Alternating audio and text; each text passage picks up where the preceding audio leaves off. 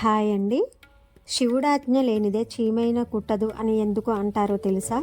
అనుమతి దేవి శివారాధనలో తప్పకుండా ఆమె ప్రస్తావన వచ్చి తీరుతుంది.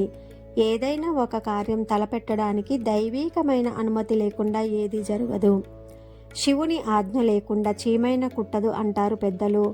పౌర్ణమి ముందు రోజును అనుమతి అంటారు. శివుడు, ఆయనకు ఆశ్రితుడైన చంద్రుడు మన మనస్సును నడిపించే దేవతలు. పౌర్ణమి ముందు రోజు అంటే నెలలోని 14వ రోజు శివారాధన చేస్తే అనుమతీదేవి అనుగ్రహించి సకల సంపదలను, సంతానాన్ని, అద్వితీయమైన మేధస్సును ప్రస్తావిస్తుంది.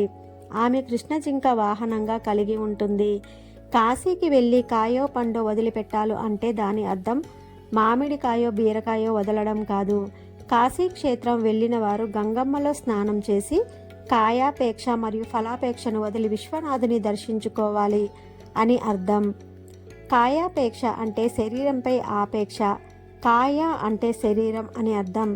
ఫలాపేక్ష అంటే కర్మఫలంపై ఆపేక్షలను పూర్తిగా వదులుకొని ఈశ్వరుని మీద నిండు భక్తితో మనస్సు లగ్నం చేయమని అర్థం.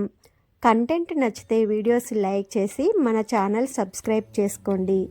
ఓం నమః శివాయ.